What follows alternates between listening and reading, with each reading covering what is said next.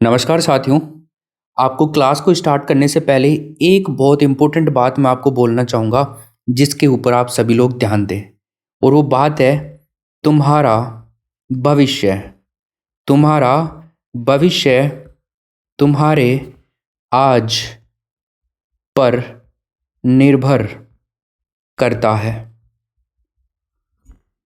अगर आप सोचते हैं कि मेरी ज़िंदगी में बहुत सारी मुश्किलें हैं, मुसीबतें हैं, तो मैं आपको बता दूं, हौसले हो अगर बुलंद तो मुट्ठी में हर मुकाम होता है। मुश्किलें और मुसीबतें तो ज़िंदगी में आम होती हैं। आप हमेशा एक बात याद रखना, समय के पास में इतना समय नहीं है कि वो आपको दोबारा समय दे सके। दोबारा समय कभी नहीं आएगा। आपके हौसले बुलंद होने चाहिए, हौसले जिद्दी होने चाहिए। वो कहते हैं ना कि मंजिलें भी जिद्दी हैं, रास्ते भी जिद्दी हैं। देखते हैं कल क्या होगा, हौसले भी तो जिद्दी हैं। साथियों, आज मैं आप लोगों के लिए लेकर के आया हूँ तृतीय श्रेणी रीट मुख्य परीक्षा भर्ती जो है, इसके लिए संपूर्ण हिंदी व्याकरण के कोर्स की पहली क्लास। और ये क्लास है आपकी वर्णमाला ज्ञान। आपका जब सिलेबस हम देखते हैं, जब सिलेबस को हम देखते हैं तो विद्यालय विषय हिंदी का जो सिलेबस है, इसमें पहली यूनिट है और पहली यूनिट खत्म होती है आपकी हिंदी वर्णमाला ज्ञान पर। हिंदी वर्णमाला ज्ञान के बहुत ही शानदार तरीके से मैंने सिस्टमेटिक तरीके से नोट्स बनाए हैं। इस पूरे वीडियो को देखने के बाद में आप लोगों को वाकई में ये लग जाएगा कि हाँ, अगर हम यहाँ से पढ़ेंगे तो निश्चित रूप से कोई प्रश्न बाहर जाने वाला नहीं है। क्योंकि यहाँ पर आपको प्रीवियस ईयर प्रश्न भी याद करने की ज़रूरत नहीं है अलग से, वो भी सारे मैंने इसी में ऐड कर दिए हैं। जो भी पढ़ाया जाएगा ना, आपको साथ साथ में प्रीवियस ईयर क्वेश्चंस थोड़े थोड़े मैटर के अंदर। अब देखो, इतने सारा जो मैटर है ये मैंने पढ़ा दिया, इसमें कौन सा प्रीवियस ईयर क्वेश्चन आया हुआ है वो मैंने यहाँ पर ऐड कर दिया है। थोड़ी आगे चलेंगे, इस मैटर में देखो प्रीवियस ईयर क्वेश्चन ऐड कर दिया गया है। फिर और आप आगे चलेंगे, प्रीवियस ईयर प्रश्नों की भरमार है, पूरे के पूरे क्वेश्चंस मैंने इसमें ऐड किए हैं। तो अलग से आपको ये भी मेहनत करने की ज़रूरत नहीं पड़ेगी। और साथ साथ में थोड़ा थोड़ा मैटर पढ़ करके आप प्रश्नों को करेंगे हाथों हाथ, तो आपकी तैयारी कितनी बेहतरीन होगी वो आप सब लोग अच्छे से जानते हैं। दोस्तों, मैं आपके हिंदी विषय को ज्ञान को इतना उच्च कोटि तक ले जाना चाहता हूं कि अब की बार आपका सिलेक्शन ही नहीं, आपकी अच्छी रैंक के साथ में आपका सिलेक्शन हो। पेपर बनाने वाला चाहे कितना ही कोशिश कर ले, शाम दाम दंड भेद कुछ भी लगा ले, अपनी क्लास में से बाहर क्वेश्चन वो दे ही नहीं सकता। ये बात आपको लास्ट तक पता लग जाएगी। क्योंकि अब की बार हम किसी भी हालत में ये मौका छोड़ नहीं सकते हैं। हालांकि इन चीज़ों के बारे में अपन बाद में बात करेंगे कि ये नोट्स आपको कहाँ मिलेंगे, कैसे मिलेंगे। लेकिन फिर भी मैं आपको थोड़ा सा बता देता हूँ। आपको सभी विषयों के नोट्स, हिंदी के, एसएसटी के, सभी जो आपका जीके का पोर्शन है, आपका पूरा जो टीचिंग मेथड्स हैं, जो आपकी पूरी कंप्लीट तैयारी है, उसके नोट्स, वीडियो क्लासेज, अभी आने वाले 4 दिन के लिए एक शानदार ऑफर अवेलेबल है। मान एजुकेशन ऐप आप प्ले स्टोर से डाउनलोड करें और यहाँ से आप सभी विषयों का कोर्स बाई कर सकते हैं। मात्र अभी के लिए 99 रुपीज़ में ये कोर्स आपको मिल रहा है। अगर आप आने वाले 4 दिन के अंदर इस कोर्स को बाई करते हैं तो आपको यहाँ पर डेमो वीडियो मिल जाएंगे, नोट्स मिलेंगे पूरे, और पूरी वीडियो क्लासेज मिल जाएंगी इसमें। यहाँ पर हम बहुत सारे क्वेश्चंस करवाते रहते हैं, फ्री में आप क्विज कर सकते हैं यहाँ पे। तो अगर आप कोई कोर्स आपको अच्छा ना लगे, आपको नहीं पढ़ना अच्छा लग रहा है, वीडियो क्लासेज आप खुद से पढ़ना चाहते हैं, तो कम से कम जो हमारे मान एजुकेशन ऐप पे जो डेली हम क्विज करवाते हैं उनको ज़रूर सोल्व किया करो, उनसे आपको काफ़ी हेल्प मिलेगी। चलो शुरू करते हैं आज की इस बेहतरीन क्लास को। देखो, शुरुआत के 4 मिनट इसलिए मैं इतना बोला क्योंकि आज पहली क्लास है और पहली क्लास में आपको बहुत सारी बातें बताना ज़रूरी है। तो आज फिर से शुरू कर दी है मेहनत से आशिकी। वो क्या है ना, मंजिल तक इसी के सहारे हमें जाना है। देखो, वर्णमाला की बहुत सारी परिभाषाएं हो सकती हैं। अब इनमें सबसे पहली परिभाषा को अगर हम देखते हैं तो वो है हमारे पास में, वर्णों के आकार आदि क्रम को वर्णमाला कहते हैं। या फिर मैं ये कह सकता हूँ कि किसी भी भाषा को लिखने के लिए इस्तेमाल होने वाले जो मानक प्रतीक होते हैं, उनका जो क्रमबद्ध समूह है उसी को हम वर्णमाला कहते हैं। और वर्णमाला में शामिल जो अक्षर होते हैं उस भाषा की ध्वनियों का प्रतिनिधित्व करते हैं। आपको पता है वर्णमाला भाषा की सबसे छोटी इकाई मानी जाती है। आपने सुना होगा ना छोटी कक्षाओं में कि जो हमारी भाषा होती है उसकी सबसे छोटी इकाई, जिसके खंड, जिसके टुकड़े नहीं किए जा सकते हैं, वो वर्ण या वर्णमाला कहलाती है। वर्णों के व्यवस्थित समूह को वर्णमाला कहते हैं। हिंदी वर्णमाला की लिपि जो है वो आपके देवनागरी है। तो देवनागरी लिपि में हिंदी लिखी जाती है। इन सब के बारे में हम बारी बारी से चर्चा करने वाले हैं। चलो शुरू करते हैं। देखिए, अगर हम परिभाषा को यहाँ पर देखते हैं तो यहाँ पे हमारे सामने है कि वर्णों के आकार आदि क्रम को एकार। अब एकार आदि क्यों बोला यहाँ पे? क्योंकि वर्णमाला जो है हमारी वो ऐसे शुरू होती है। सर्वप्रथम हम वर्णमाला के अंदर ए वर्ण को ही लिखते हैं, उसके बाद में आ को लिखते हैं, उसके बाद में ए आ ई ऊ री, इस तरह से हमारा ये कंटिन्यूस प्रोसेस चलता है। अब नंबर 2 पर जो हमारी परिभाषा है दोस्तों, ये है वर्णों के व्यवस्थित समूह को अथवा क्रमबद्ध समूह को वर्णमाला कहते हैं। तो जो हमारे वर्ण होते हैं वर्णमाला के अंदर, उनका जो व्यवस्थित समूह है। अब व्यवस्थित समूह का मतलब क्या है कि सबसे पहले ए आएगा, उसके बाद में आ आएगा, उसके बाद में ई आएगी, उसके बाद में ई आएगा, ऊ। तो ये जो क्रम है या व्यवस्थित समूह है, इसी को वर्णमाला कहा जाता है। वर्णों में नागरी लिपि के अंदर जो हमारी वर्णमाला है, मतलब नागरी लिपि से मतलब देवनागरी लिपि समझिएगा आप यहाँ पे, तो इसके अंदर वर्णों को कार लगा करके बोला जाता है। फॉर एग्जाम्पल, जैसे मैं कह दूं कै, अब कै को कैसे बोलेंगे देवनागरी लिपि में? कै कार बोलेंगे, कै कार। जैसे ख है तो ख को ख कार बोलेंगे, गै है तो गै को गैकार बोलेंगे। ओनली गै नहीं बोलेंगे, कार लगा करके बोला जाता है, आगे इनके कार लगाया जाता है। तो यहाँ पर आप देख पा रहे हैं कि है को हैकार बोला जा रहा है, मैं को मकार बोला जाता है, ए को एकार बोला जाता है, चाहे वो व्यंजन हो चाहे तो वो स्वर हो। लेकिन यहाँ पर एक कंडीशन है, एक यहाँ पर अपवाद भी आप लोगों को ध्यान रखना है, और वो अपवाद है दोस्तों रे। तो याद रखिएगा, यही प्रश्न आता है बार बार में, बाकी तो आप कर देते हैं, लेकिन एक ऐसी चीज है जो बार बार में पूछी जाती है। तो रे वर्ण जो होता है, इसको कभी भी रेकार नहीं बोला जाता। तो सर फिर इसे क्या बोला जाता है? इसे देवनागरी लिपि में रेप बोला जाता है। अब दूसरी बात आती है हमारे पास में, वर्णमाला के कुछ अन्य नाम भी हैं। क्या है दोस्तों? वर्णमाला के कुछ अन्य नाम हैं, जैसे वर्ण संघात, वर्णादेश, वर्ण समाम्नाय। ये शाब्दिक अर्थ है वेद, वेदों से लिया गया नाम है ये।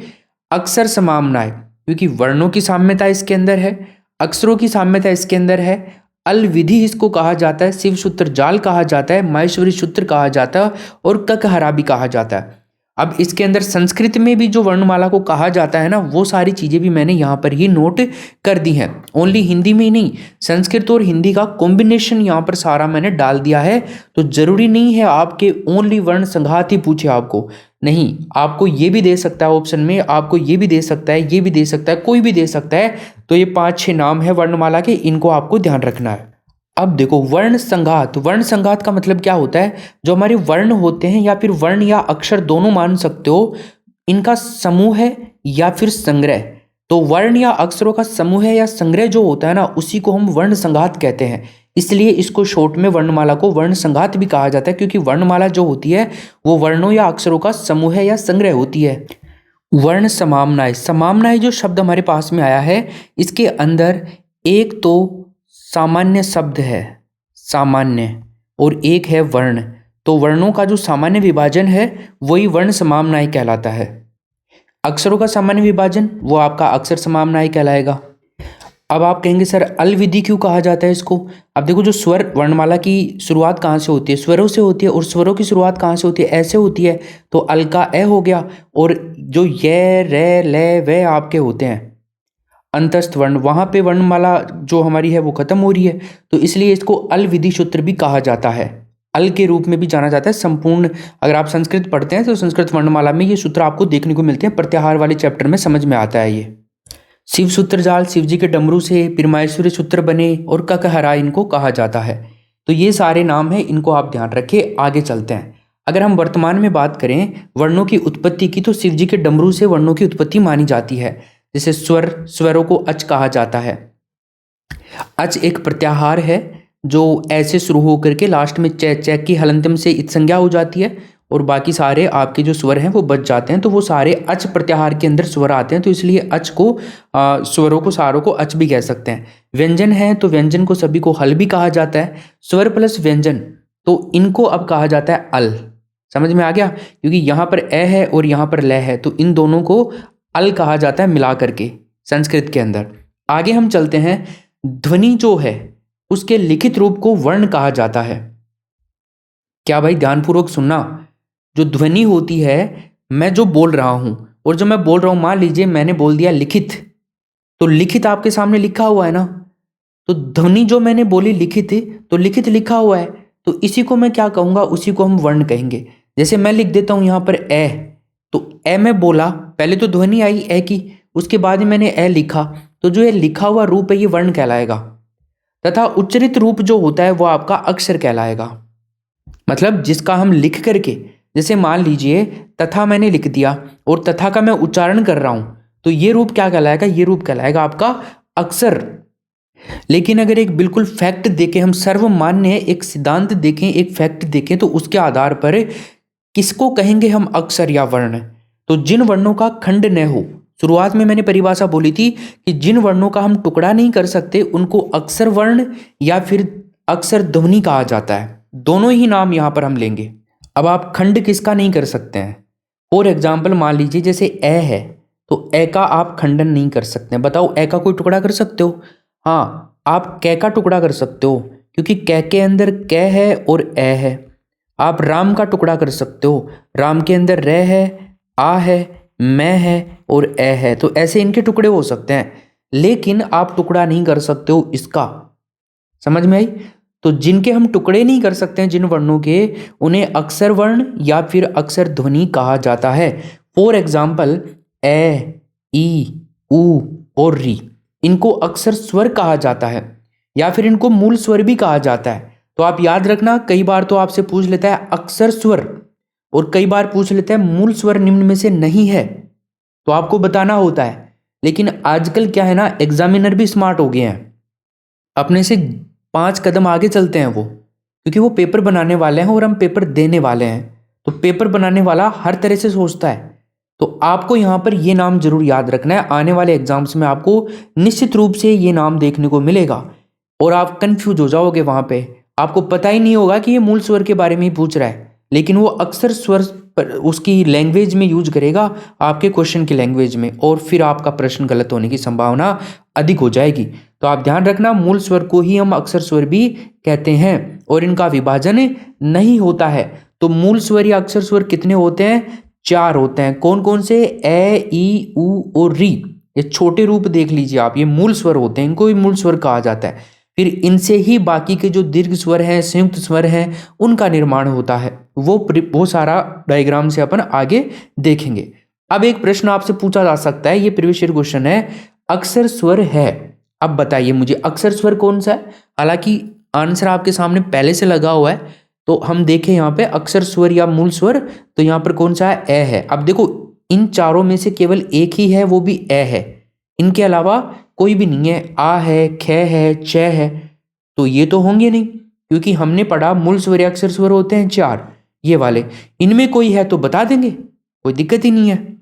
लेकिन यहां पर एक और बात का ध्यान रखना, अगर ए विकल्प में नहीं है, ये जो ए आ गया है ना, ये विकल्प में नहीं है, या फिर इन चारों में से कोई भी विकल्प के अंदर नहीं है, ये जो चारों हैं इनमें से कोई भी नहीं है विकल्प में, तो हम क्या आंसर करेंगे? उस कंडीशन में आंसर करेंगे च, क्योंकि आपको पता है यहां पर हमने देखा कि अक्षर स्वर या मूल स्वर का क्या नहीं होता? विभाजन नहीं होता, खंड नहीं होता।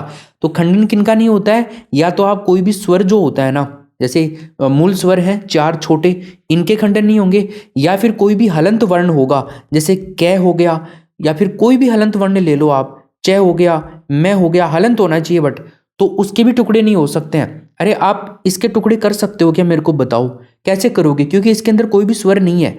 हाँ, इसके आप टुकड़े कर सकते हो, क्यों? क्योंकि अब ये हलंत नहीं है ना, तो इसके अंदर ए है, ए की मात्रा लगी हुई है इसके अंदर। समझ में आई आपको बात? बस यही कहना चाह रहा है कि या तो हलंत होना चाहिए या फिर इन चारों में से एक होना चाहिए, वही हमारा आंसर हो जाएगा अक्षर स्वर या मूल स्वर का। इसके बाद में हम आगे चलते हैं। ए यदि विकल्प में नहीं है तो हलंत वर्ण वाला विकल्प उत्तर होगा, ये हमने देख लिया। भाषा की सबसे छोटी इकाई जो होती है वो होती है आपकी क्या दोस्तों?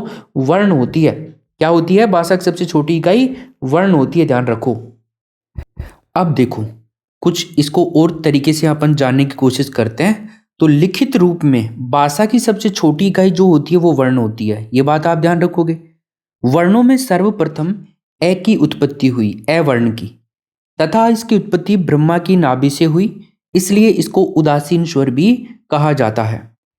तो ए को उदासीन स्वर भी कहा जाता है। आपसे प्रश्न पूछा जा सकता है कि बताइए निम्न में से कौन से स्वर को उदासीन स्वर कहा जाता है, तो वो स्वर होगा आपका ए। ध्यान रखिएगा, ए के बाद में जो सभी के सभी वर्ण हैं वो बने हैं। तो सबसे पहले जो कोई वर्ण बना है वो बना है ए, और ए की उत्पत्ति ब्रह्मा की नाभि से हुई, इसलिए इसको उदासीन स्वर भी कहा जाता है। इसलिए सभी वर्णों का आधार होने के कारण इसको आधृत स्वर भी कहा जाता है, क्योंकि सबसे पहले उत्पत्ति ए की हुई है और ए के आधार पर बाकी वर्णों की उत्पत्ति हुई है, तो इसलिए इसको आधृत स्वर भी कहा जाता है। तो यहाँ पर ए के दो नाम मिल गए अपने को, आधृत स्वर और आपका उदासीन स्वर। तो ए के दोनों नाम याद रखिए। आप पूछिएगा अपने दोस्तों से कि बताइए ए को क्या कहा जाता है, या फिर आप कह सकते हैं सीधा सीधा प्रश्न कि आधृत स्वर किसे कहते हैं बताइए, या फिर उदासीन स्वर किसे कहते हैं बताइए। तो वो क्या बताते हैं एक बार जरूर ट्राई करना। इसे मात्र चिन्ह, वर्ण या एक मात्रिक स्वर भी कहा जाता है। तो जो ए वर्ण है इसको क्या कहा जाता है, मात्रा चिन्ह। देखो चिन्ह को दो तरह से लिखा जा सकता है, ऐसे भी लिख सकते हो आप चिन्ह को और ऐसे भी लिख सकते हो। यहाँ पर है जो है ना वो हलंत होता है, मतलब आधा होता है। एक मात्रिक स्वर भी कह सकते हैं, क्योंकि ए की जो मात्रा होती है ना वो एक मात्रा ही होती है। ये ऐसे आज जो है ये द्विमात्रिक में आ जाएगा। समझ में आई बात आपको? चलिए, इसलिए अवग्रह भी कहा जाता है। हिंदी में आप जब छंद पढ़ते हैं ना तब एक अवग्रह चिन्ह लगाते हैं। पूर्व रूप संधि, पररूप संधि आपने पढ़ी होगी, तो वहां पर भी आपने देखा होगा इस चिन्ह का प्रयोग होता है। तो इसके ए वर्ण के आधे को खंड आकार कहते हैं। क्या कहते हैं भाई? खंड आकार कहते हैं। खंड मतलब टुकड़ा आकार। भाई आप कह सकते हो आधा, तो आधे को तो आप खंड आकार कहेंगे। कार के बारे में क्यों बोल रहा हूँ? क्योंकि कार के बारे में आपको पहले बता दिया था कि जो अपनी देवनागरी लिपि है उसके अंदर इन वर्णों को कार लगा करके बोला जाता है। तो ए है तो एकार, ख है तो खेकार, क है तो कैकार, इस तरह से। अब देखो जैसे को प्लस अपी, को प्लस अपी, को अपी। अब को अपी के अंदर आप ये वाला देख रहे हो यहाँ पे, तो ये आपका ए का संदेश दे रहा है कि ये ए है। अब बोल करके देख लो, आप इसका प्रोनाउंसिएशन कर लो। को अपी, ए की ध्वनि आ रही है इसमें, इसका मतलब ये आधा ए है यहाँ पे। इसे अर्धमात्रिक स्वर भी कहते हैं। वर्णों का कोई अर्थ वैसे होता नहीं है, ध्यान रखिएगा। कोई भी वर्ण है उसका अर्थ नहीं होता है। राम का तो अर्थ है, लेकिन ए का कोई अर्थ नहीं है, कै का कोई अर्थ नहीं है। चलो अब एक प्रश्न बताओ मेरे को, आंसर मत देखना, बस आप क्वेश्चन बता दो। आगे वालों की तो आंसर मैं हटा देता हूँ एक बार, फिर बाद में डिस्कस करते हैं। देखो यहाँ पर एक क्वेश्चन है, ये हमसे पूछ रहा है कि मात्रा विहीन वर्ण कौन सा है। यहाँ पे ए है, आ है, ऊ है, ए है। बताइए कौन सा यहाँ पे मात्रा विहीन वर्ण है, मतलब मात्रा जिसके नहीं है। तो मात्रा विहीन वर्ण कौन सा है? ए है। देखो हिंदी वर्णमाला के अंदर जो स्वर होते हैं ना 11, अब 11 है, तो आपको पता है स्वर तो सारी की सारी मात्राएं होती हैं। जैसे आ है तो आ की मात्रा ये होती है, ठीक है। जैसे ए है तो ए की कोई मात्रा कभी आपने देखी है क्या? जैसे मान लीजिए कै है और कै के ये लगा हुआ है, इसका मतलब क्या है? इसका मतलब यहाँ पर आ की मात्रा है। ये क्या है? आ की मात्रा है। कै है, कै के अंदर ई की मात्रा लगी हुई है, की है, तो ये इसका मतलब है कै प्लस ई लिखा हुआ है। कै है, कै के कू लगा हुआ है, इसका मतलब ये है। अब यहां पर तो हमें समझ में आ रहा है सर, लेकिन जो ए होता है ना इसकी क्या मात्रा होती है? तो आप ध्यान रखिए, ए की कोई मात्रा नहीं होती है। हिंदी में मात्राएं 10 होती हैं, स्वर 11 होते हैं। ये बात आपको ध्यान रखनी है। आगे और अपन देख लेंगे। ऊपर शायद मैंने ये बोला था कि ए की मात्रा ये होती है, लेकिन ये नहीं होती है। वो शायद आ था दिमाग में और भूल गया है, तो वो आप ध्यान रखिएगा। ओके चलो, उच्चरित रूप में भाषा की सबसे छोटी इकाई ध्वनि होती है। अगर हम उच्चरित रूप में देखें, भाई अपन जो प्रोनाउंसिएशन कर रहे हैं बोलने के हिसाब से अगर देखें, तो भाषा की सबसे छोटी इकाई क्या होती है? ध्वनि होती है। सार्थक रूप में या फिर अर्थ की दृष्टि से भाषा की सबसे छोटी इकाई जो होती है वो होती है शब्द। इन शब्दों को पकड़ना भाई, जो भी यहाँ पर बोला जा रहा है, जो भी लिखा हुआ है ना, ये आपको याद होना चाहिए। यहाँ से प्रश्न आएगा आपके एग्जाम में, बता रहा हूँ मैं आपको। और वर्णमाला वाली जो चैप्टर आपका, काफी प्रश्न एग्जाम में पूछे जाते हैं हर बार। देखो, अगर वर्णमाला को हम हटाएं ना, तो ऐसा कौन सा वो शब्द है जिसकी उत्पत्ति सबसे पहले हुई है? ए को छोड़ दो एक बारी, वर्णमाला की बात ही नहीं कर रहे। ऐसा कौन सा शब्द है जिससे वर्णमाला के अंदर ए की उत्पत्ति हुई, है ना? वो भी तो हम देखें। तो सबसे पहले ओम शब्द की उत्पत्ति हुई। इसे महाप्रणव या महाव्याहति भी कहा जाता है ओम को। इसमें पंचाक्षरी शब्द भी कहते हैं इसको, और इसमें कुल 5 वर्ण आते हैं। पंचाक्षरी शब्द क्यों कहते हैं? क्योंकि इसके अंदर 5 वर्णों का समावेश किया गया है ओम के अंदर। देखो, जब आप ओम बोलते हैं ना, तो वो एक्चुअल में ओम नहीं होता है। वो 2 बार तो ए आएगा, आ आएगा, उ आएगा, मैं आएगा, ये इसका सही प्रोनाउंसिएशन होता है, ए ओम। इस तरह से जब आप बोलोगे ना, तब वो सही शुद्ध रूप से आप उसका उच्चारण कर रहे हो, या फिर उसका प्रोनाउंसिएशन आप कर रहे हो। तो ये जो 5 वर्ण हैं, इनके बारे में आपको ध्यान रखना है भाई। कौन कौन से? ए, आ, उ और मैं। मतलब ए का मतलब क्या है? अरिहंत। अरिहंत होता है विष्णु का पर्याय। ए दूसरा है अजन्मा या अशरीरी। भाई जो अजन्मा है उसका शरीर थोड़ी है, वो तो अशरीरी है, बिना शरीर के है। आ की बात करें तो आ का मतलब आचार्य। उ की बात करें उपाध्याय। मैं की बात करें महंत। तो ये 5 जो शब्द हैं आपके, ये 5 वर्णों से बना है ओम। एकाक्षरी कोश में वर्णों को सार्थक माना जाता है, और शब्द यहां पर माने जाते हैं शाश्वत, शाश्वत रहने वाले, कभी ना खत्म होने वाले। अब थोड़ा हम और आगे बढ़ते हैं। वर्ण का कोई अर्थ नहीं होता है, ये हम देख चुके। शब्द का अर्थ होता है, बट ये आपको पता होना चाहिए। लेकिन भाव नहीं होता है शब्द का। शब्द का अर्थ तो होता है, लेकिन भाव नहीं होता है। लेकिन वर्ण का कोई अर्थ नहीं होता है। जब अर्थ ही नहीं होगा तो भाव भी नहीं होगा। अर्थ होगा तो भाव नहीं होगा, ये याद रखो। भावों की दृष्टि से वाक्य भाषा की सबसे छोटी इकाई मानी जाती है। जब हम भावों के हिसाब से देखें, तो उस कंडीशन में वाक्य जो होते हैं भाषा की सबसे छोटी इकाई होती हैं, तथा भाषा जो है अभिव्यक्ति की दृष्टि से वाक्य भाषा की सबसे बड़ी और परिपक्व इकाई होती है, और वाक्य ही क्या होती है? भाषा होती है। समझना आप बात को। देखो, हमने देखा यहाँ पे कि वर्ण का कोई अर्थ नहीं होता है, शब्द का अर्थ होता है, लेकिन शब्द का कोई भाव नहीं होता है फिर। ठीक है, अब देखो, लेकिन अगर भाव की दृष्टि से देखा जाए ना, तो वाक्य जो है भाषा की सबसे छोटी इकाई होती है। तथा भाषा अभिव्यक्ति की दृष्टि से देखा जाए, देखो, एक तो आप भाव की दृष्टि से देख रहे हो, एक देख रहे हो भाषा अभिव्यक्ति की दृष्टि से। तो भाव की दृष्टि से तो भाषा की सबसे छोटी इकाई होती है वाक्य, ठीक है। और भाषा अभिव्यक्ति की दृष्टि से देखा जाए तो जो वाक्य है भाषा की सबसे बड़ी इकाई होती है। ये कन्फ्यूजन, आपका डाउट जो है आपका क्लियर रहना चाहिए। और सबसे बड़ी तो होती ही होती है, परिपक्व इकाई भी इसी को माना जाता है। और ध्यान रखिए, वाक्य ही भाषा है। आगे चलते हैं। भाषा की सबसे छोटी इकाई वर्ण है, ये हम जान चुके हैं। लेकिन यदि विकल्प में वर्ण नहीं हो तो क्या करें? तो उत्तर होगा ध्वनि। लेकिन अगर ध्वनि भी विकल्प में नहीं है तो उत्तर होगा शब्द। ये बहुत इंपॉर्टेंट लाइन यहां पर आप लोगों को ध्यान रखनी है। 5 स्टार लाइन है ये, ध्यान रखिएगा आप लोग। 5 स्टार लगा रहा हूं मैं इसके, क्योंकि ये कन्फ्यूजन एग्जामिनर 101% डालता है हर बार एग्जाम के अंदर। तो आप अगर मानसर की क्लास देख रहे हो तो किसी प्रकार की कोई समस्या आपको नहीं आएगी। हर एक प्रश्न, हर एक समस्या का समाधान यहाँ पर हो जाएगा। भाषा की सबसे छोटी इकाई होती है वर्ण, लेकिन यदि विकल्प में नहीं है वर्ण तो क्या होगा? ध्वनि। वर्ण भी नहीं है, ध्वनि भी नहीं है, तो होगा शब्द जरूर आपको मिलने वाला है वहां पे। तो शब्द मिलेगा या तो, या ध्वनि मिलेगी या वर्ण मिलेगा, तीनों में से कोई भी कर दो। लेकिन अगर तीनों ही आ जाएं तो वहां पर वर्ण करना है। इन तीनों में से अगर वर्ण आ रहा है, वर्ण के साथ में ये दोनों आ रहे हैं, तो भी आपको वर्ण करना है। इन दोनों में से कोई एक आ रहा है तो भी आपको वर्ण करना है। समझ गए? ये दोनों अगर दोनों आते हैं तो पहले आपको ध्वनि को प्राथमिकता देनी है। अगर अकेला ये आ रहा है तो यही करना है, फिर अकेला तो कोई सा भी आए वही करना है। समझ में आ गई बात? चलो वर्ण के भेद देखते हैं अब हम। तो वर्ण के भेद होते हैं भाई साहब 2 प्रकार के। 2 प्रकार के कौन से? कह दो सर। एक तो स्वर होता है और एक व्यंजन होता है। बिल्कुल सही बात है, होते हैं साहब, कोई मना ही नहीं है इसमें। तो वर्ण के होते हैं 2 भेद, स्वर और व्यंजन। हम छोटी छोटी कक्षाओं से ये पढ़ते हुए आ रहे हैं। तो चलो फिर सबसे पहले शुरुआत करते हैं हमारे प्यारे स्वर से। स्वर को आप कह सकते हो वोकल।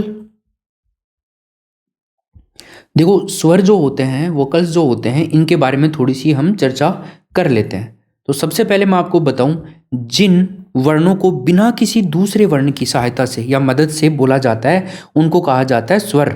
मैंने क्या बोला समझा आपने? ऐसे वर्ण जिनको किसी दूसरे वर्ण की सहायता की जरूरत नहीं है उनको वर्ण स्वर कहते हैं अपन। और स्वर जो होते हैं ना, वर्णों का एक भेद होते हैं। स्वर का उच्चारण करते समय जो हमारी वायु होती है वो मुंह से बिना रुकावट के बाहर निकलती है। कोई सा भी स्वर आप बोल करके देख लो, कोई रुकावट नहीं आएगी, कोई बाधा नहीं आएगी। ठीक है, तो स्वरों को स्वतंत्र रूप से उच्चरित किया जा सकता है। फॉर एग्जाम्पल आप ए बोल करके देख लो, आ बोल करके देख लो, री बोल करके देख लो, किसी प्रकार की कोई समस्या नहीं आती है। वहीं आप बोल करके देखो क्ष, बोलो देखे एक बार, समस्या आएगी। बोलो ख, जीभ इधर उधर फटती है हमारी। बोलो ठ, बोल करके देखो, बोलो ढ, बोलो डे, बोलो श, काफी सारी समस्याओं का सामना करना पड़ता है। छोटी छोटी समस्याएं हैं लेकिन जरूर आती हैं समस्याएं। स्वर ही ऐसे हैं जिनको बोलने में किसी प्रकार की कोई समस्या नहीं आती है। तो वे वर्ण अथवा या ध्वनियां जिनका उच्चारण स्वतंत्र रूप से होता है उनको हम कहते हैं स्वर। स्वरों की कुछ विशेषताएं भी हैं। देखो, भारत सरकार के द्वारा स्वीकृत जो मानक हिंदी वर्णमाला है उसमें स्वरों की संख्या मानी जाती है 11, और जो पारंपरिक हिंदी वर्णमाला है ना उसमें स्वरों की संख्या मानी गई थी 13। क्योंकि री जो है ना उसको अर्ध स्वर या आधा स्वर माना जाता है। जो एक तो आपका री है और एक लरी है, इनका प्रयोग ज्यादातर संस्कृत में होता है। उस आधार पर कई बार 13, 11, पर हमें हिंदी के हिसाब से चलना है तो वो हम देखेंगे। देखो, स्वरों की विशेषताओं की हम बात करें तो स्वरों का संगीत में उच्चारण होने पर इसे अनुतान स्वर भी कहते हैं। तो एक नाम आपके सामने आया है नया, अनुतान स्वर। तो अनुतान स्वर किसे कहेंगे? अनुतान स्वर हम कहेंगे स्वरों को। इनको संक्षिप्त रूप में संस्कृत में अच कहा जाता है, ये हम पहले देख चुके हैं। स्वरों का उच्चारण बेरोक टोक होता है, मैं बता चुका। और वायु जो है स्वर तंत्रियों के साथ में घर्षण नहीं करती है। हमारी वायु को समस्या का सामना नहीं करना पड़ता है किसी भी प्रकार का। स्वरों के उच्चारण में विशेष बल नहीं लगाया जाता है, हमारे को कुछ विशेष बल की जरूरत नहीं होती है। देखो, आप कै बोलो और यहाँ पर ख बोलो, जोर आ रहा है ना इसको बोलने में, तो ऐसे विशेष बल लगाने की जरूरत नहीं पड़ती है। जैसे ग बोलो और घ बोलो, आ रहा है ना जोर। जो महाप्राण वर्ण होते हैं ना, देखो जो हर वर्ण का दूसरा और चौथा जो वर्ण होता है ना, महाप्राण वर्ण होते हैं जो सम संख्या वाले होते हैं। 5 वर्णों का एक हमारी लाइन होती है, कै ख ग घ और ग। ठीक है, इनमें से दूसरा और चौथा वर्ण होते हैं महाप्राण, जिनमें महाप्राण मतलब ज्यादा प्राण वायु लगानी पड़े, ज्यादा हमारे को मेहनत करनी पड़े। तो यही बोल रहा है कि विशेष बल की जरूरत नहीं पड़ती है स्वरों में, व्यंजनों में पड़ती है। तो स्वर जो होते हैं ना स्वतः उच्चारित हो जाते हैं, खुद ही बुल जाते हैं। कुछ बोलना चाहें तो हम स्वरों के अंदर से कुछ भी। स्वर तंत्रियों में अत्यधिक कंपन नहीं होता है बोलने में, जैसे वर्णों में होता है। कौन सा में? व्यंजन वर्णों में स्वर तंत्रियां आसानी से खुल जाती हैं स्वरों का उच्चारण करने में। स्वर सदैव पूर्ण होते हैं, कभी अधूरे नहीं होते हैं, ध्यान रखिएगा। तथा इनके नीचे हलंत या नुक्ता कभी नहीं लगता है, ध्यान रखिए। ना ही तो हलंत लगता है, ना ही को टिमकी लगती है नीचे, ध्यान रखो इस बात का। स्वरों के व्यंजन के ही लगेगा हमेशा। कभी आपने देखा है क्या ए के ऐसे कभी देखा है आपने? नहीं ना। या फिर आ है इसके कभी ऐसे देखा है? या फिर ए है इसके कभी ऐसे देखा है? नहीं देखा है ना। तो यही बात बोल रहे हैं कि इनके कुछ ऐसा सीन नहीं होता है। बाकी हम बात करें, व्यंजन में मिले हुए स्वर का उच्चारण व्यंजन के बाद में होता है। समझ गए? कैसे समझे? जैसे फॉर एग्जाम्पल मान लो कै लिखा हुआ है, अब कै के अंदर जो ए है ना, ये ए को बाहर निकालेंगे तो ये ऐसे आएगा ए। मतलब क्या हुआ यहाँ पे कि व्यंजन में मिला हुआ जो स्वर होता है, अब जो कै व्यंजन है ना इसमें जो ए स्वर मिला हुआ है तो इसका उच्चारण व्यंजन के बाद में होता है, मतलब कै के बाद में हो रहा है। तो कै पहले बोल रहे हैं ना अपन, ए बाद में बोल रहा है कै। भाई हमें फील नहीं हो रहा होगा लेकिन एक्चुअल में ही ऐसा है। जैसे आप बोलते हैं बा, तो बा के अंदर पहले बै बोल रहे हो ना, आप होठों को चिपका रहे हो ना पहले, तो इसका मतलब बै बोल रहे हो। और फिर आ रहा है, होठों को हम खोल रहे हैं ना तब आ की ध्वनि निकल रही है। तो आप देख लो, पहले बै बोल लो, बै बोलो, बै बोला आपने, लेकिन अब बोलो आप बा, बोलो बा। ये तो हो गया बै, इसमें ए भी नहीं है, बै हो गया ओनली। अब आ की मात्रा लगाओगे तो बा होगा। तो पहले तो हम बोल रहे हैं व्यंजन को और बाद में बोल रहे हैं स्वर को। स्वर कभी भी व्यंजन के साथ में आता है तो पहले नहीं बोला जाता है, बाद में बोला जाता है, बाद में लिखा जाता है। ये बात आप नोट कर लो। अब जो मैंने यहां पर जो काम किया है ना वो नीचे लिखा हुआ है इस लाइन में, 9 नंबर का जो हमारा नोट है या विशेषता है। क्या लिखा हुआ है कि व्यंजन में मिले हुए स्वर को पृथक या फिर अलग करते समय व्यंजन के नीचे हलंत लगा देते हैं तथा स्वर को व्यंजन के दाईं ओर लिख देते हैं। कैसे समझे हम? जैसे मैंने कै के बारे में आपको एग्जाम्पल दिया, तो कै जो पूरा लिखा हुआ है इसका हमने टुकड़ा किया, तो इसके नीचे हलंत लगाया ना मैंने, और फिर उसके बाद में दाईं ओर मैंने बाहर ए को निकाला तो वो लिख दिया। यहाँ पर बै है, बै को हलंत कर दिया और फिर बाद में आ को बाहर निकाल लगा दिया, मतलब दाईं ओर लिख दिया इसके। अरे बै जो है इसका दायां किधर है? इधर है। और बायां किधर है? इधर है। आपका दायां हाथ इधर है ना, बायां हाथ इधर है, तो दाईं ओर लिख देते हैं अपन व्यंजन, उस स्वर को व्यंजन के साथ में टुकड़ा जब करते हैं तब। एक व्यंजन पर एक ही स्वर होता है, ये भी आपको ध्यान रखना चाहिए। एक व्यंजन होता है, जैसे मान लीजिए च है, तो च के आप कभी दो स्वर लगा सकते हैं क्या? आप ऐसे लगा सकते हैं क्या? च और आ ऐसे कभी देखा है आपने? नहीं देखा ना। चा आ की मात्रा लगाएंगे तो आ केवल ऐसे लगेगा, कभी ऐसा नहीं देखा होगा आपने। या फिर ची ऐसे थोड़ी देखा आपने, दो दो मात्राएं थोड़ी देखी हैं। या फिर ची छोटी भी लग गई बड़ी भी लग गई, ऐसा कभी थोड़ी देखा है। या तो आपने बड़ी ची देखी होगी या छोटी ची देखी होगी। तो हमेशा एक ही स्वर लगता है, ये आपके शुद्धि अशुद्धि वाले में बहुत काम आने वाली चीजें हैं। अर्थात एक व्यंजन पर एक से अधिक स्वर कभी नहीं होते हैं। ये भी बात समझ में आ गई। आगे चलिए। व्यंजन वर्णों के साथ स्वर मात्रा चिन्ह के रूप में प्रयुक्त होते हैं। जो व्यंजन वर्ण होते हैं इनके साथ में जो स्वर होते हैं ये आपके मात्रा चिन्ह के रूप में प्रयुक्त होते हैं। मात्रा के साथ में तो प्रयुक्त होते हैं भाई। ऐसा थोड़ी है कि च आपने लिख दिया और ई की मात्रा लगा रहे हो तो ई की मात्रा ऐसे लग रही है, ऐसे थोड़ी होता है। ची तो ऐसे लिख रहे हैं ना अपन, तो ये मात्रा ही तो है, ये सिंबल ही तो है, ये तो लगा रहे हैं। च है तो च की ई की मात्रा लगाई अपन ने, ऐसे तो लिखा हुआ मिलेगा नहीं। तो ई को इसमें ऐड करेंगे, संधि वाले चैप्टर में अच्छे से क्लियर होगा आपने। तो च के ई की मात्रा ऐसे लगाएंगे, तो ये ई की मात्रा जो लगी है ये एक आपका मात्रा चिन्ह है जो कि ई को इंडिकेट कर रहा है, प्रदर्शित कर रहा है। और हिंदी जो भाषा है इसके जो लिखित रूप है उसको अच्छा बनाता है, सुव्यवस्थित बनाता है, दिखने में अच्छा लगता है। किंतु ए का कोई मात्रा नहीं होता है, ये ध्यान रखिएगा। मैं पहले बता चुका, ए की कोई मात्रा चिन्ह नहीं होता है क्योंकि वो दिखता ही नहीं है अपने को। कै है, कै के अंदर आपको कहीं ए दिख रहा है? नहीं दिख रहा है ना। लेकिन ए है लेकिन दिख नहीं रहा, स्वर तो है कै के अंदर भाई। अगर इसका टुकड़ा अपन करते हैं तो ए बाहर आएगा, लेकिन ये ए मात्रा नहीं है क्योंकि दिख नहीं रही है, लग नहीं रही है, इसलिए मात्रा नहीं माना जाता है ए को, स्वर तो माना जाता है। किसी व्यंजन में हल चिन्ह मात्रा आदि लगा हुआ नहीं है तो उस व्यंजन में ए अवश्य होता है। अब चलो एक चीज देखो, हलंत के बारे में अगर आपसे पूछ ले कि हलंत का वास्तविक नाम क्या है, तो हलंत का वास्तविक नाम है दोस्तों हल चिन्ह। क्या? हल चिन्ह कहते हैं। अब एक प्रश्न आप मेरे को बताइए, एक प्रश्न का उत्तर बताइए। हलंत शब्द है, बिल्कुल नॉर्मल सा प्रश्न है, सामान्य जवाब आप दे सकते हो, सामान्य प्रश्न है, बिल्कुल इजी। तो हलंत चिन्ह, हलंत शब्द कौन सा है इनमें? भाई आप जानते हैं हलंत ये होता है इस तरह से, जगत है, जगत है, राम है, रीता है। देखो ये बहुत ज्यादा बताने की जरूरत नहीं, आप सभी जानते हैं हलंत इसमें लगा हुआ है, तो ये हलंत शब्द है। देखो अच प्लस अंत, अच प्लस अंत। अब देखो यहां पर ये जो च लगा हुआ है ना, च के हलंत लगा हुआ है। अब अगर इस हलंत को हटाना है तो आपको इस ए को इसके अंदर ऐड करना पड़ेगा, तो क्या बन जाएगा? अजंत बन जाएगा। जो आपका च है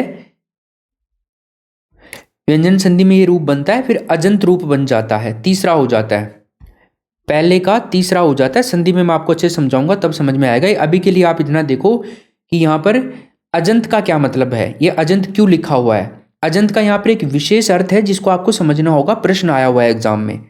तो अजंत किसे कहते हैं? अब यहाँ पर आ जाओ, तो जिसके अंत में स्वर होता है ना उसको हम कहते हैं अजंत। समझ गए? तो अगर आपसे कभी प्रश्न पूछ लिया जाए कि अजंत किसे कहते हैं या अजंत शब्द कौन सा है इनमें, कौन सा नहीं है, तो हम सवाल को तभी सही कर सकते हैं ना जब हमें अजंत के बारे में पता हो कि यार ये अजंत है क्या, लफड़ा।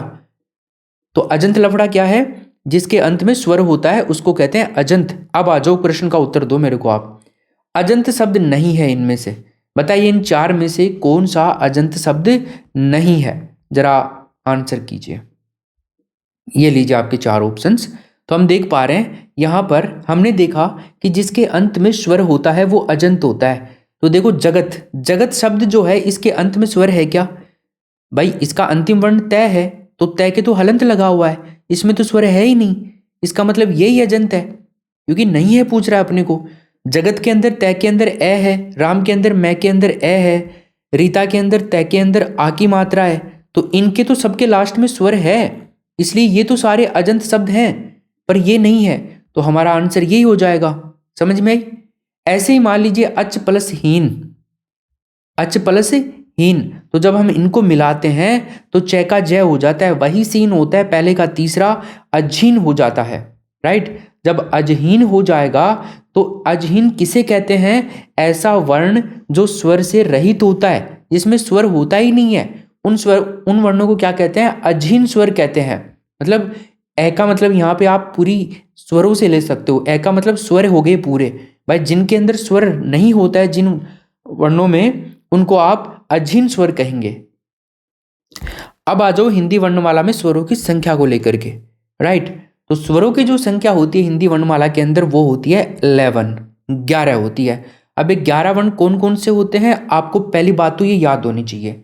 देखो, मैं मानता हूं आप में से बहुत सारे दोस्तों के याद नहीं है, आपको सिस्टमेटिक तरीके से लिखना नहीं आता होगा, है ना। ये बहुत सारी समस्याएं कब हो जाती हैं? जब हम बहुत लंबे टाइम तक किसी चीज को नहीं रिपीट करते हैं, तब। तो जरूरी नहीं है आप शर्मिंदा ही हो, शर्मिंदा मत हो, आपकी जगह मैं हो लेता हूं शर्मिंदा, पर बस मैं जो कह रहा हूं वो करना है आपको। क्या? इनको सबको याद करना है, और वो भी क्रम वाइज याद करना है। सर पहली क्लास के बच्चों की तरह कर रहे हो आप, तो नर्सरी में बिठा रहे हो हमारे को तो। नहीं नहीं, लेकिन फिर भी जरूरी क्यों है? क्योंकि बहुत काम आने वाले हैं। संधि वाला चैप्टर इनसे ही चलने वाला है, पूरी स्वर संधि में इन 11 ही वर्णों का खेल है। तो क्या क्या याद करोगे? ए के बाद में इसका दीर्घ रूप हो जाएगा आ, ई आएगा, ई के बाद में इसका दीर्घ रूप हो जाएगा ई, फिर आ जाएगा आपका ऊ के बाद में दीर्घ रूप ऊ, री आएगा, री का दीर्घ नहीं होता है, ध्यान रखिए हिंदी वर्णमाला में। फिर ए आ जाएगा, इसका दीर्घ रूप होगा आई, ओ आ जाएगा, इसका दीर्घ रूप होगा औ, ए गुण, ओ गुण, ये सब पढ़ेंगे अपन, गुण संधि में होते हैं ए और दो गुण, ए और ओ ये गुण होते हैं, ये वृद्धि संधि के अंदर आते हैं, ये दोनों आई और औ, ये वृद्धि, और ये दोनों आपके गुण होते हैं। जहाँ पर एक मात्रा आ जाए गुण संधि होती है, दो मात्राएं आ जाए वृद्धि संधि होती है। बहुत सारी अच्छी अच्छी ट्रिक्स हैं, आपको समस्या नहीं आएगी किसी प्रकार की। अब देखो, माहेश्वरी जो सूत्र है ना, इनके अंदर तो स्वरों की संख्या मानी गई है 9, लेकिन पाणिनीय शिक्षा के अनुसार हम बात करते हैं तो इनकी संख्या मानी गई है 21 या 22। माहेश्वरी सूत्रों के अंदर जो लास्ट के 4 वर्ण है, इनका क्रम आपको यही देखने को मिलेगा। तो पूछ ले कि माहेश्वरी सूत्रों में ए ओ आई औ का क्रम क्या है, तो आपको यही क्रम बताना है। ध्यान रखो, इस तरह से क्रम बताना है, कहीं आप ये वाला क्रम बता दो तो ये कंफ्यूजन कभी पैदा मत कर लेना कि माहेश्वरी सूत्रों में ये वाला क्रम है, ये नहीं है, ये क्रम है। ए के बाद में ओ आएगा और आई के बाद में औ आएगा, ना कि ए के बाद में आई आएगा और ओ के बाद में औ आएगा, ये क्रम मत कर देना। ठीक? तो ये ध्यान रखो। इसके बाद में संस्कृत में सामान्यतः स्वरों की संख्या होती है 13। संस्कृत की बात करें तो 13 होती है, और वो 13 कौन कौन से होते हैं वो भी देख लो। इसके अंदर ए हो गया, आ हो गया, ई ऊ, यहां तक तो सब कुछ हमारा क्लियर है, और यहां तक भी क्लियर है, ये तो सारे हो गए अपने। उसके बाद में एक री होता है, एक ली होता है, ये दो यहां पर और ऐड हो गए, तो इनकी संख्या हो गई कितनी? 13। तो संस्कृत में 13 स्वरों की संख्या आप ध्यान रखिए। री और ली भी यहां पर स्वर होते हैं री के साथ में। री का बड़ा रूप दीर्घ रूप हो गया, और उसके बाद में ली भी हो गया। आगे हम चलें तो प्राकृत या अपभ्रंश में स्वरों की संख्या होती है 8। प्राकृत भाषा है, अपभ्रंश है, इसके अंदर स्वरों की संख्या कितनी मानी गई है? 8। इसमें ऋस्व और दीर्घ स्वर नहीं होते हैं। ठीक है, ऋस्व भी नहीं होते हैं और दीर्घ भी नहीं होते, इसलिए 8 मानी गई है। बल्कि सभी स्वरों को मूल स्वर माना गया है। तो मूल स्वर कितने होते हैं? ध्यान रखिए, प्राकृत या अपभ्रंश भाषा में मूल स्वर होते हैं 8, और वो 8 आपको याद होनी चाहिए। ये भी बहुत इंपॉर्टेंट प्रश्न बनता है भाई, ध्यान रखिएगा। तो इन 8 की संख्या आप यहां पर देखिए, ए, आ, ई ऊ, ए और औ। अब यहां पर आप देखो, दीर्घ जो भी हैं उनको हटा दिया गया है। देखो यहां पर ए का आई रूप है ना दीर्घ, ओ का औ रूप है ना दीर्घ, दोनों को हटा दिया ना यहां से। इसके अलावा एक जो री है उसको भी हटा दिया। तो इन 3 को 11 में से माइनस करेंगे तो हमारे 8 स्वर ये होते हैं, और इनको प्राकृत या अपभ्रंश के अंदर इनको मूल स्वर माना गया है। और वैसे मूल स्वर हमने देखे थे ऊपर, वो आपको 4 याद रखने ही हैं, बिल्कुल नॉर्मल वाले। आगे चलिए, पाली भाषा के अंदर अपन बात करते हैं स्वरों की संख्या मानी गई है 10। तो पाली भाषा में स्वरों की संख्या की 10 की बात करें तो 10 कौन कौन से हैं? यहाँ पर एक क्या लफड़ा आ गया अलग से जिसको हटा दिया गया है, तो वो है आपका री। री नहीं है, बाकी सारा ए टू जेड वैसा की वैसा है, सिंपल याद रखो, बस री को हटा देना है पाली में, बाकी वही है सारे, ए आ ई ऊ ए ऐ ओ औ, बस ये जो री आया था बीच में उसको हटा दिया गया। आगे चलिए, आगे हम देखते हैं। तो लिपि दोष के बारे में थोड़ा सा बताता हूं। अब लिपि दोष क्या होता है पहले तो आपको ये पता होना चाहिए। तो एक सिंपल सी परिभाषा मैं कह सकता हूँ लिपि दोष के बारे में कि किसी लिपि में ऐसी कमियां हों या त्रुटियां हों, गलतियां हों जो उस भाषा को लिखने और समझने के अंदर समस्या पैदा करती है, मुश्किल बनाती हैं। जैसे कि एक ही ध्वनि के लिए कई अलग अलग अक्षर या फिर कोई कह दीजिए जटिल संयुक्त अक्षर प्रयोग कर लेना। जैसे कुछ संयुक्त अक्षर होते हैं तो वो भी समस्या पैदा करते हैं। जैसे आपके री है, ए है, ओ है, ये इनके अंदर एक वर्ण के अंदर दो दो वर्णों का उच्चारण आता है। कैसे? जैसे ए है तो ए के अंदर ए और ई दो वर्णों का उच्चारण आ रहा है। ओ है, ओ के अंदर ए और ऊ दोनों मिलते हैं तब ओ की मात्रा बनती है। ओ की मात्रा इससे नहीं बनती, लेकिन जो प्रोनाउंसिएशन हो रहा है ना, तो ओ का जो हो रहा है वो ए और ऊ से हो रहा है। अगर हम री की बात करते हैं तो री के अंदर रे और ई ये दो वर्ण हैं, ये भी तो समस्या पैदा करते हैं दोनों के दोनों। भाई मूर्धा और तालु के स्थान है ना ये दोनों, ऋतु ऋषणाम मूर्धा और ऋचु ऋषणाम तालु। अभी हम उच्चारण स्थानों को भी पढ़ेंगे आगे, ठीक है। तो लिपि दोष का मतलब समझ गए, ये प्रकार के कुछ वर्ण हैं जो लिपि दोष पाया जाता है। स्वर के भेदों की बात करते हैं तो स्वरों को दो भागों में बांटा जाता है। एक तो होते हैं आपके ऋस्व स्वर और एक होते हैं दीर्घ स्वर। जब ऋस्व हैं तो दीर्घ भी होंगे। कुछ इंपॉर्टेंट फैक्ट हम देख लेते हैं यहाँ पे। संस्कृत में स्वरों का तीसरा भेद प्लुत होता है, जो कि बहुत लंबा खिंचता है। ओम, ऐसे तीन तीन मात्राओं वाला समय जो लगता है ना जिन स्वरों को बोलने में, वो उनको कहते हैं अपन प्लुत। अब आ जाओ संस्कृत की बात है, लेकिन ये हिंदी में तो आपको दो याद रखने, ऋस्व और दीर्घ। संस्कृत में आए तो संस्कृत में प्लुत भी स्वर होता है, आपका स्वर का भेद होता है। तो सबसे पहले अपन ऋस्व स्वर को बात करते हैं, मतलब जिनकी मात्रा नहीं होती, खुद स्वतंत्र है, मूल स्वरों में भी आते हैं ये। तो जिन वर्णों के उच्चारण में वायु का वेग सामान्य से दुगना हो जाता है, ठीक है, सामान्य से दुगना हो जाता है तथा उच्चारण काल सामान्य से आधा रह जाता है। उच्चारण काल मतलब समय तो कम हो जाता है, उच्चारण का काल, लेकिन वायु का वेग डबल हो जाता है, उनको ऋस्व स्वर कहते हैं। और इन्हें मूल स्वर भी कहा जाता है। अभी अपन ने ऊपर देखा, इनको एक मात्रिक स्वर भी कहा जाता है, ये बहुत इंपॉर्टेंट बताया था। इनको अक्षर वर्ण भी कहा जाता है, अखंडित वर्ण भी कहा जाता है क्योंकि इनके टुकड़े नहीं किए जा सकते हैं। अक्षर वर्ण और अक्षर स्वर भी कहा जाता है इनको, अक्षर ध्वनि भी कहा जाता है इनको लघु स्वर भी कहा जाता है, क्योंकि ये क्या है, ऋस्व स्वर है, तो ऋस्व को हम लघु भी कहते हैं, पर्यायवाची। तो इनकी संख्या होती है 4, जिनके बारे में हम पहले से देख चुके हैं। ए ई ऊ और री, ये 4 होते हैं जो कि मूल स्वर, एकमात्रिक स्वर, अखंडित, अक्षर वर्ण, अक्षर स्वर, अक्षर ध्वनि, लघु स्वर, ये कहलाते हैं या मूल स्वर कहते हैं। सबसे ज्यादा इंपॉर्टेंट मूल स्वर और अक्षर वर्ण या अक्षर स्वर या अक्षर ध्वनि। संस्कृत में इनको अक कहा जाता है, ठीक है। संस्कृत में अगर हम बात करें तो इन 4 को क्या कहते हैं, अक कहते हैं। एक प्रत्याहार होता है, ए ई ऊ री ऋक कै आता है बाद में, तो वो हलंत होता है, तो ये इसकी तो हलंतम सूत्र से संज्ञा हो जाती है और आपके 4 बचते हैं। तो ये आपका ऐसे लेकर के कै तक जो प्रत्याहार बनता है वो आपका इसलिए कहा जा रहा है कि इनको संस्कृत में अक भी कहा जाता है। आगे हम बात करते हैं, संस्कृत में इनकी संख्या 5 होती है। क्यों? क्योंकि जो प्रत्याहार बनता है ए ई ऊ री ऋक, ली के बाद में क्या आ जाता है फिर, तो वो ली भी ऐड होता है इसमें, और हिंदी में री तक ही खत्म कर दिया जाता है। संस्कृत में 5 वर्ण होते हैं और हिंदी में 4 वर्ण होते हैं जो कि मूल स्वर माने जाते हैं, और संस्कृत में 5 होते हैं।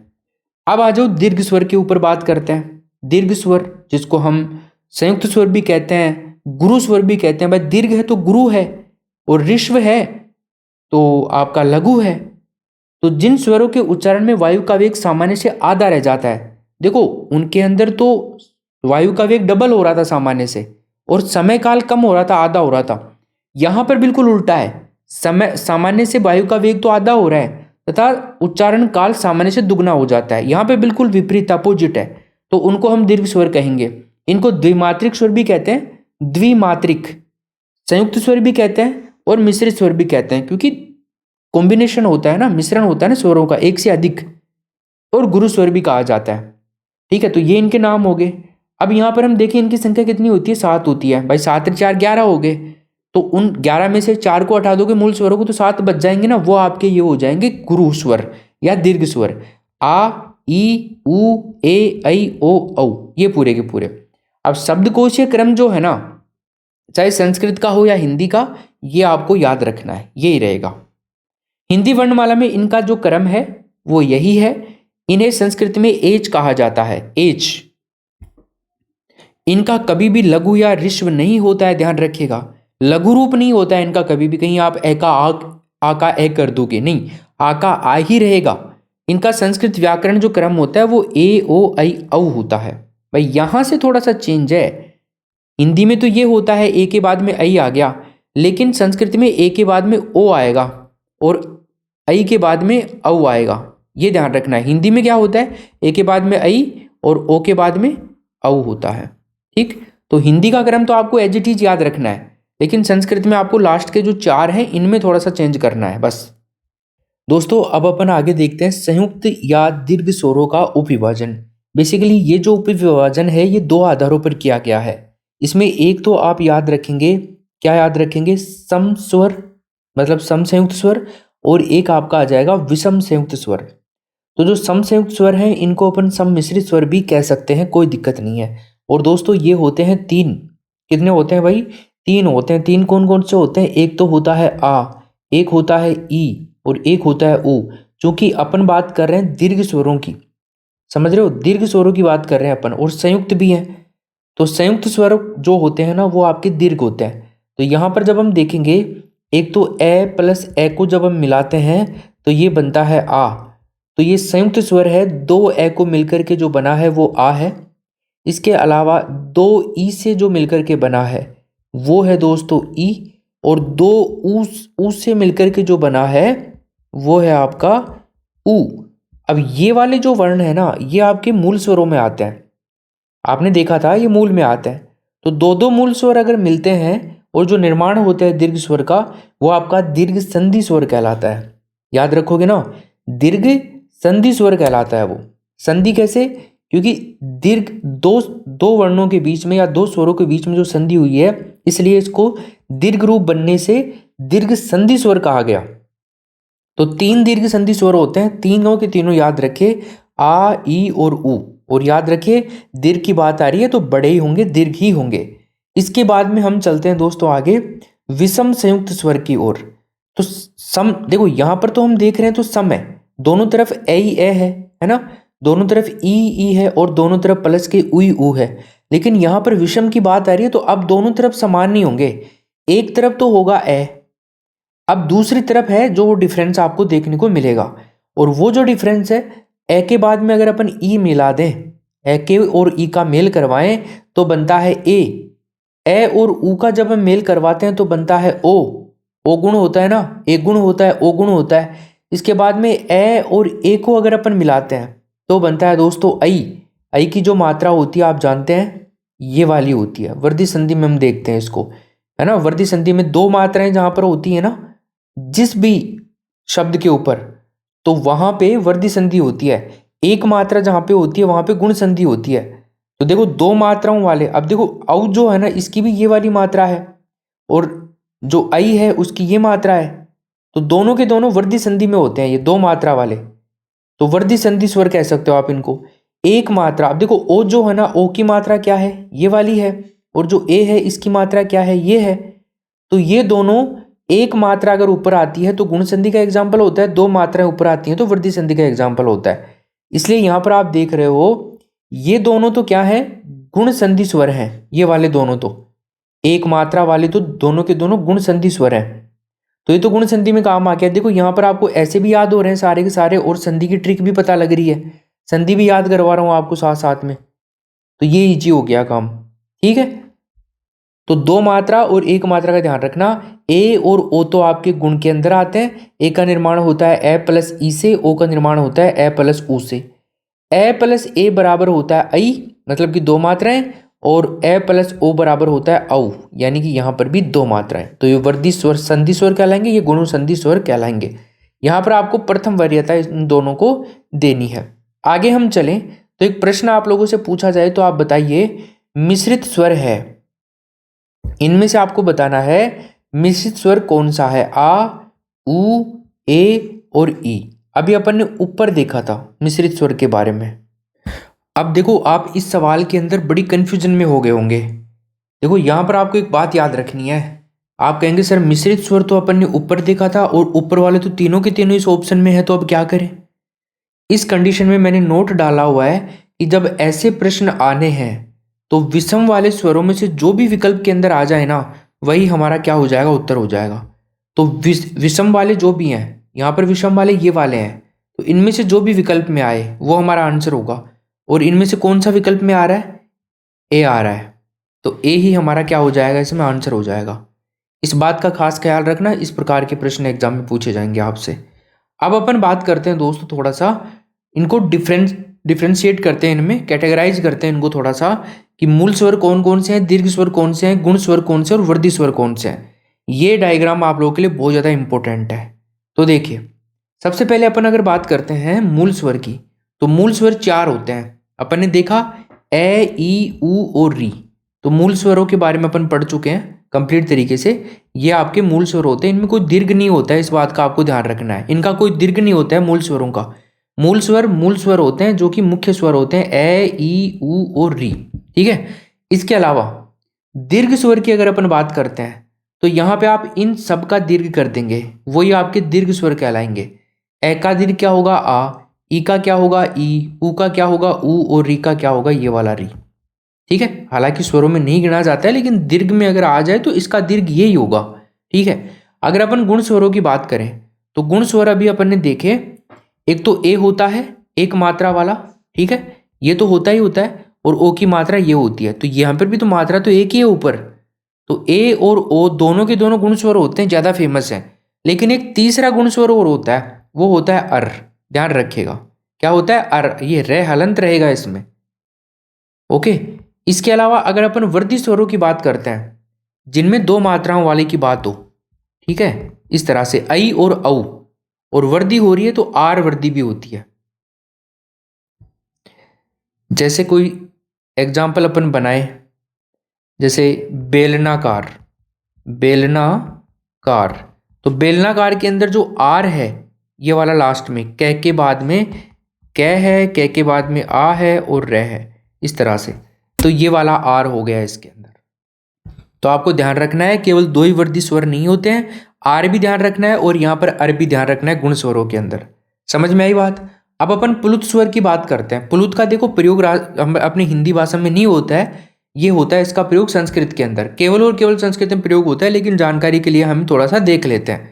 जिन स्वरों का उच्चारण करते समय वायु का वेग सामान्य से बहुत कम होता है तथा उच्चारण काल सामान्य से बहुत अधिक होता है और ध्वनि जो है वो गुंजायमान रहती है, उनको कहते हैं प्लुत स्वर।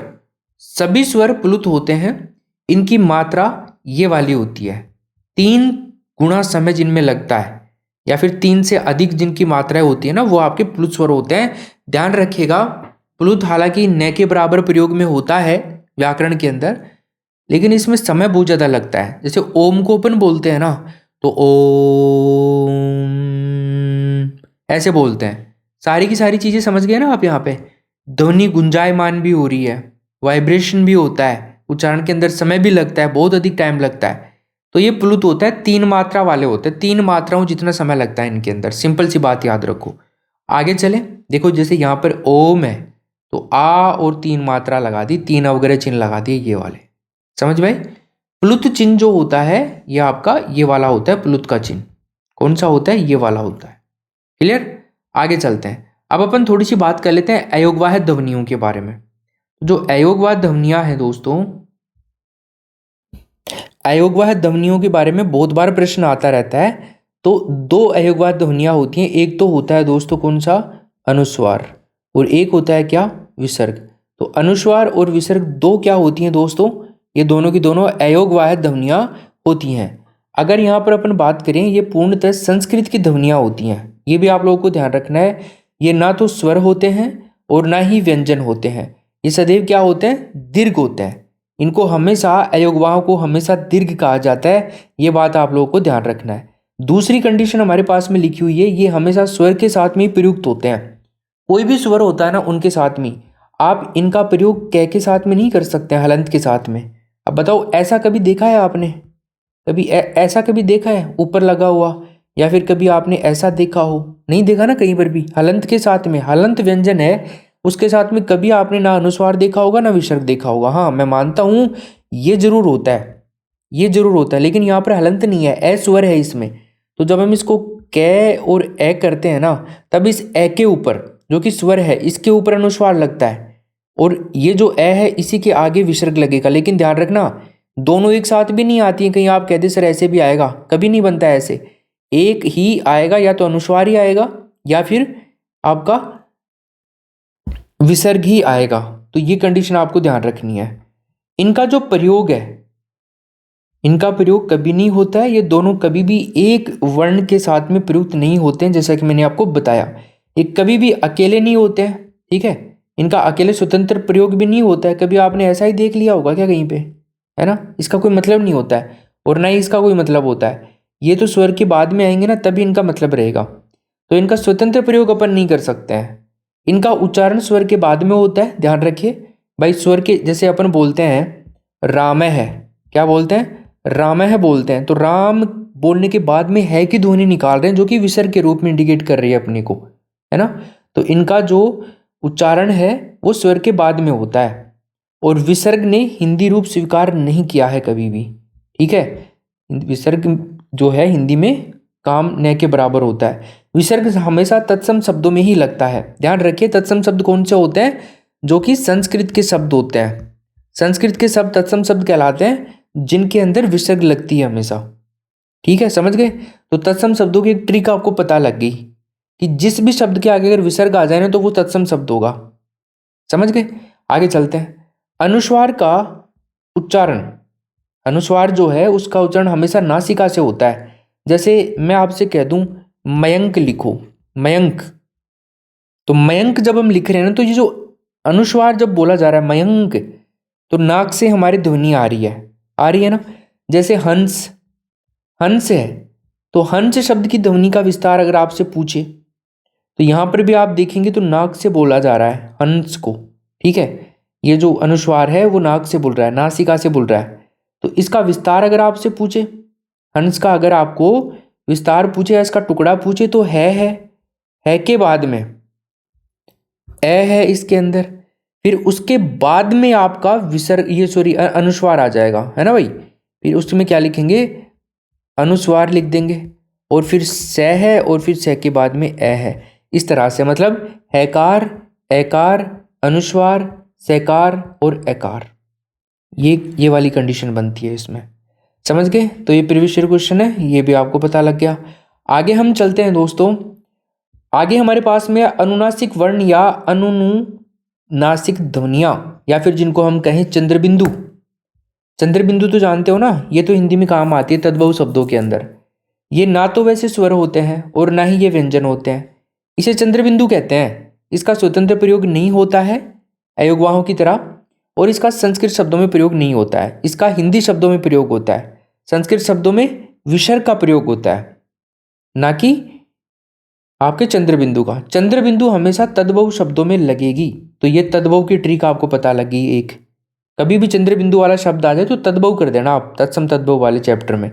आगे हम चलें, ये विकसित ध्वनि कहलाती है। इसे अनुस्वार में से विकसित किया गया है।